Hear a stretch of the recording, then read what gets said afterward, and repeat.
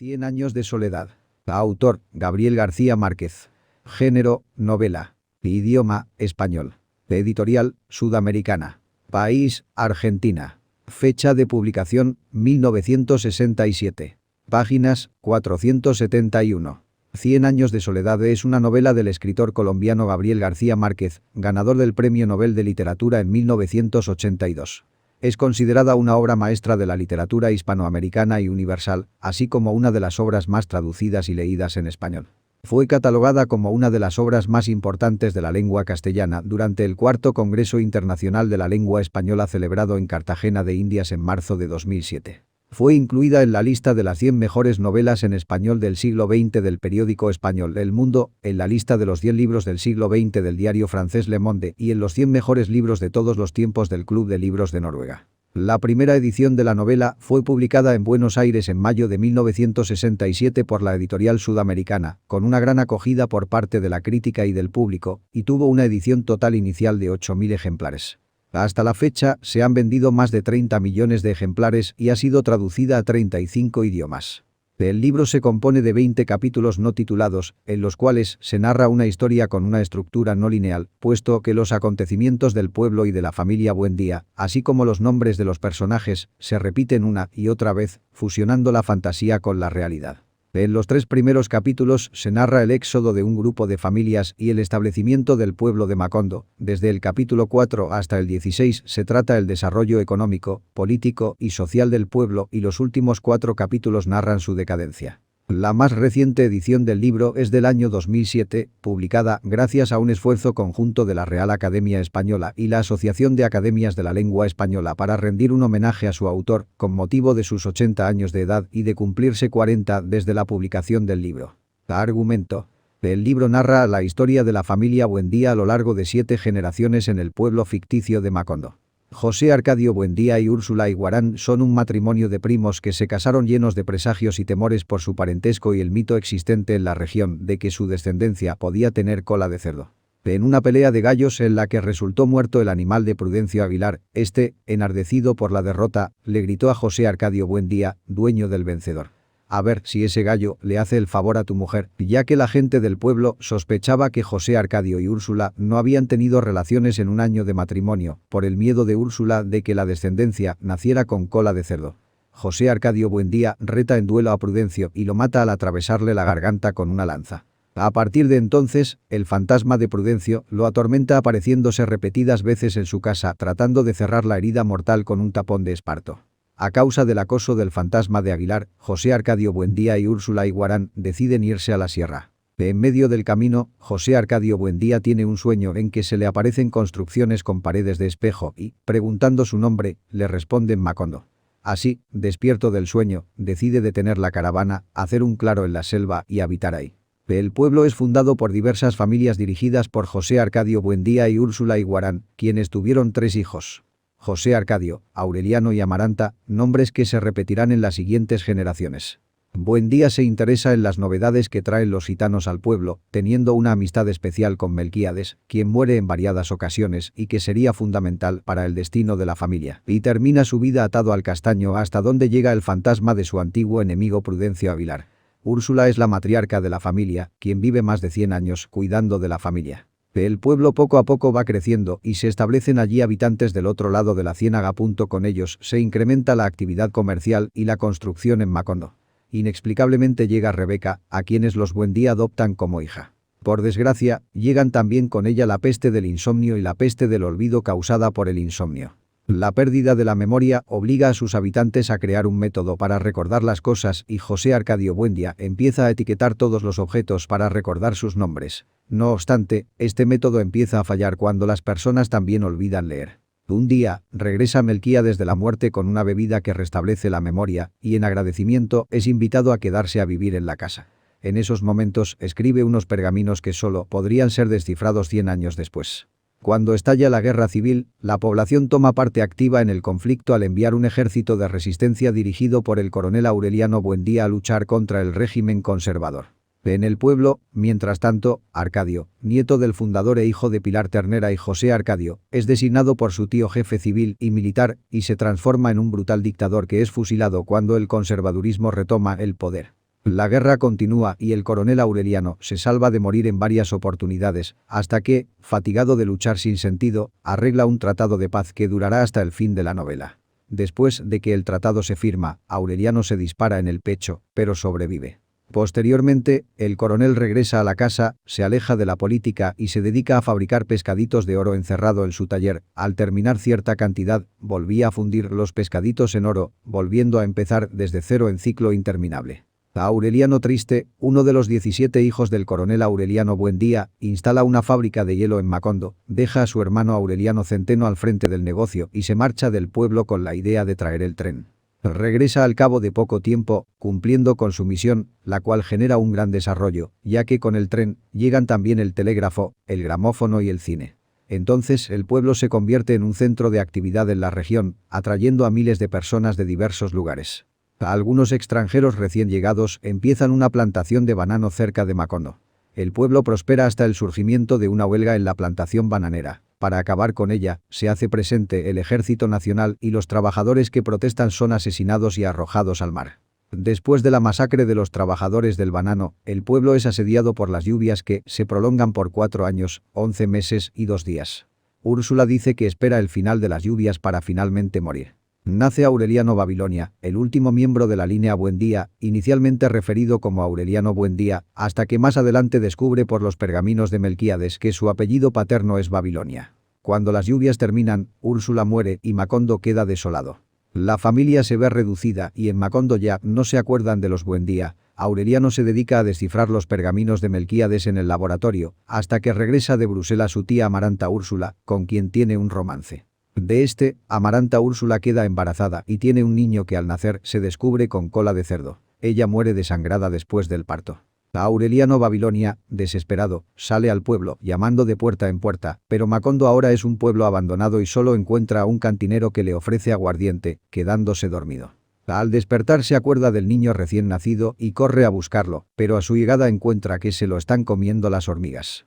Aureliano recuerda que esto estaba predicho en los pergaminos de Melquíades.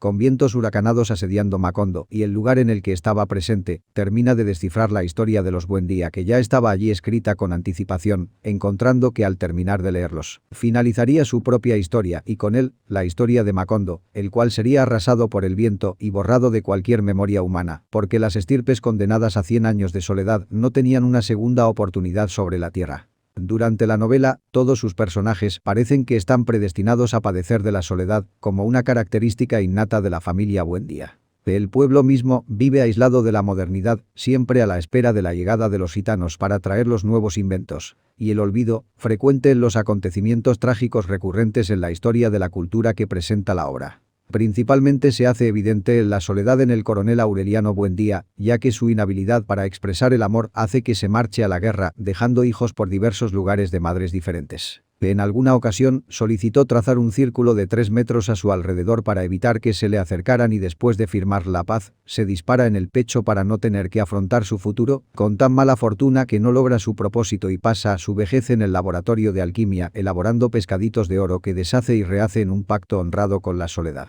Otros personajes como el fundador de Macondo, José Arcadio Buendía, quien muere solo, atado a un árbol, Úrsula, quien vive la soledad en la ceguera de su vejez, José Arcadio, hijo del fundador, y Rebeca, quienes se marchan a habitar solos en otra casa por haber deshonrado a la familia. La Amaranta, quien permanece y muere soltera y virgen, Gerineldo Márquez, quien espera una pensión que nunca llega, y el amor de Amaranta, Pietro Crespi, quien se suicida ante el rechazo de Amaranta, José Arcadio II, quien, desde que vio un fusilamiento nunca tuvo relación con nadie y pasó sus últimos años encerrado en el cuarto de Melquíades, Fernanda del Carpio, quien fue criada para ser reina y la primera vez que sale de su casa es a los 12 años de edad, Remedios Meme Buendía, la cual fue enviada a un convento, en contra de su voluntad, pero completamente resignada luego de la desgracia que sufrió Mauricio Babilonia y se condena al eterno silencio, y Aureliano Babilonia, quien pasa encerrado en el cuarto de Melquíades. E incluso hubo un momento en que habitó completamente solo en la casa de los Buendía, después del asesinato del último José Arcadio y antes de la llegada de Amaranta Úrsula, entre otros, sufren las consecuencias de su soledad y abandono. La razón primordial por la cual sus personajes terminan solos es su incapacidad de amar o sus prejuicios, lo cual se rompe con el matrimonio de Aureliano Babilonia y Amaranta Úrsula, que provocan un final lúgubre en la historia en el cual el único hijo procreado con amor es devorado por las hormigas. La estirpe estaba condenada a 100 años de soledad, por lo cual no podían amar. Hay un caso excepcional que es el de Aureliano II con Petra Cotes, quienes se aman, pero nunca tienen un hijo.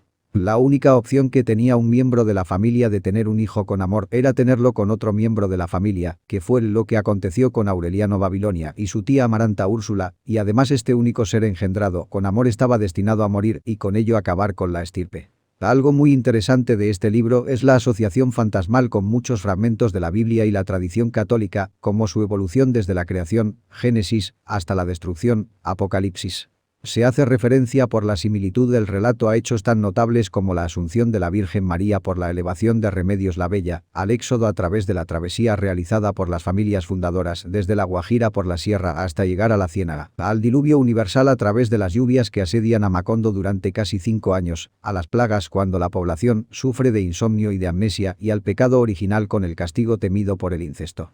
Hay múltiples muestras del catolicismo romano en la obra, en personajes como Fernanda y su padre, la misa mayor en que ésta convirtió el comer donde los Buendía, el San José de yeso repleto de monedas de oro, o como cuando el padre Nicanor Reina llega a Macondo a oficiar la boda entre Aureliano Buendía y Remedios Moscote y encuentra que el pueblo vive en pecado, sujeto a la ley natural, sin bautizar a los hijos ni santificar las fiestas, y decide quedarse para evangelizarlo.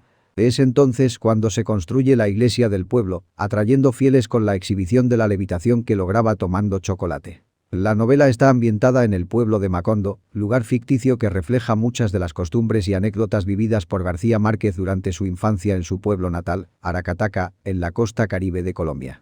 El sentido multifacético del tiempo que discurre entre lo eterno, lo lineal y lo cíclico y una prosa rítmica cercana a la tradición oral le confieren a la novela su carácter distintivo de mito críptico que llevó a los críticos a considerarla como una de las obras fundadoras del género literario.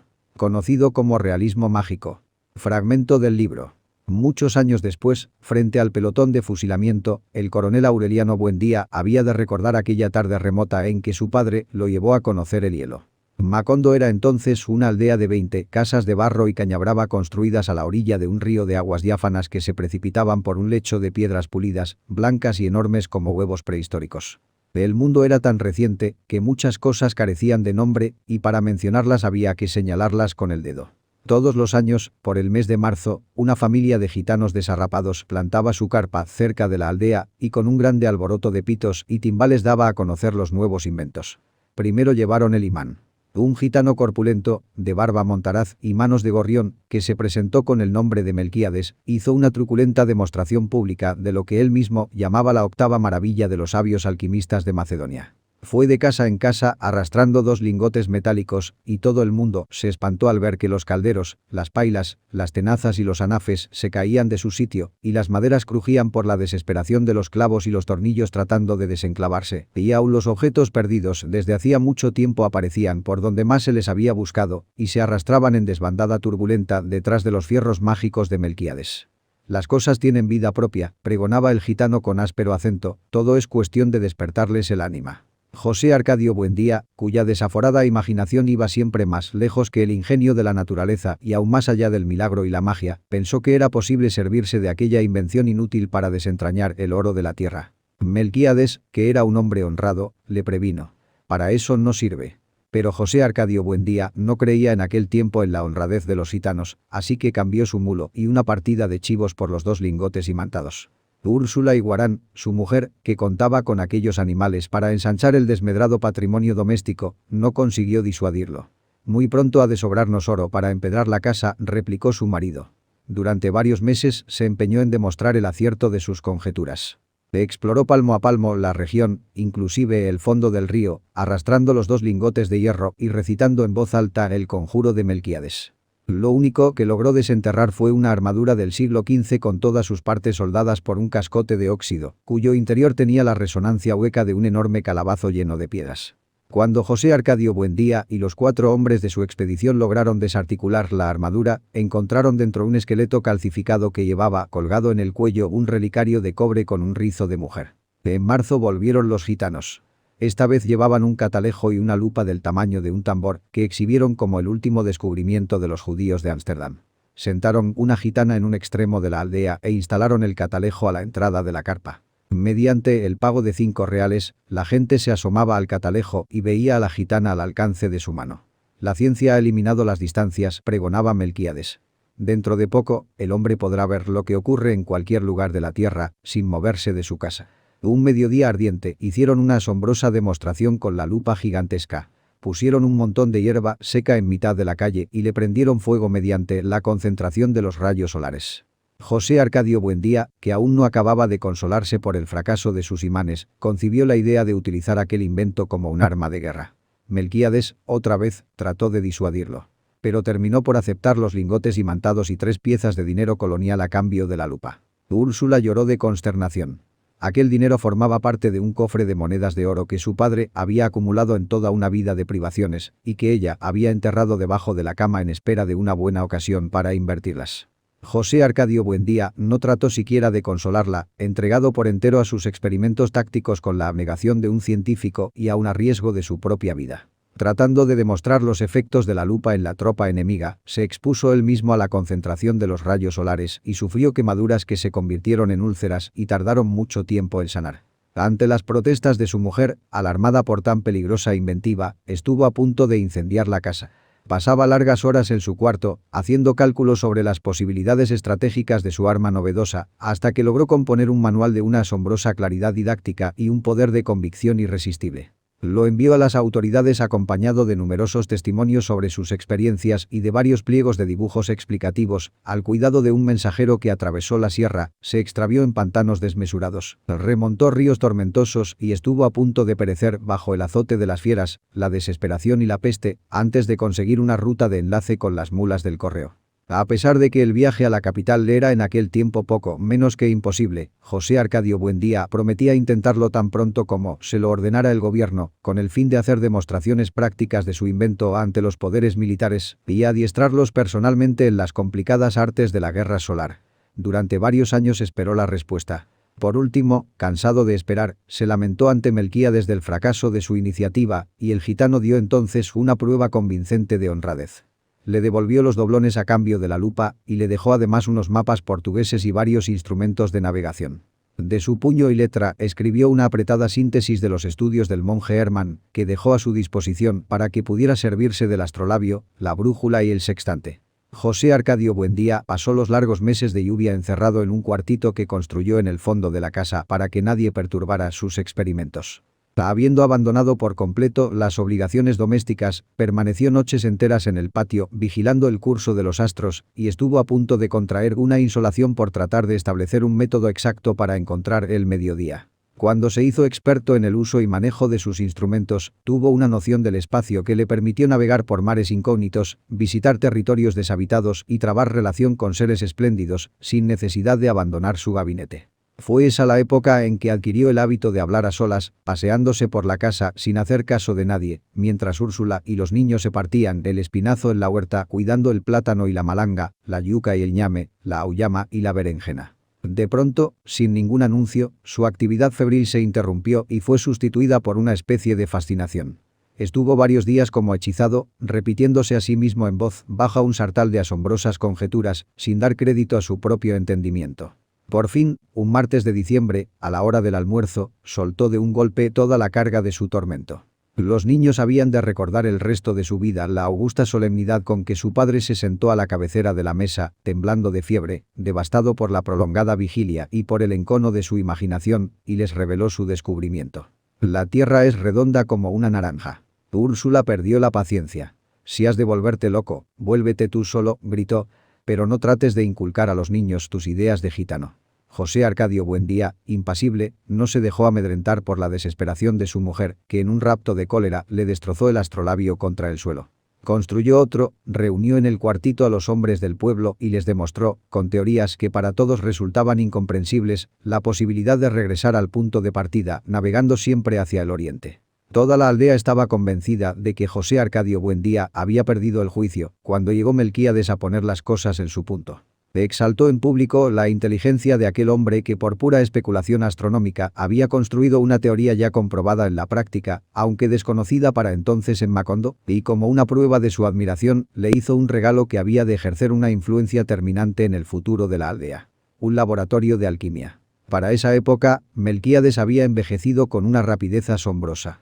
En sus primeros viajes parecía tener la misma edad de José Arcadio Buendía. Pero mientras éste conservaba su fuerza descomunal, que le permitía derribar un caballo agarrándolo por las orejas, el gitano parecía estragado por una dolencia tenaz. Era, en realidad, el resultado de múltiples y raras enfermedades contraídas en sus incontables viajes alrededor del mundo.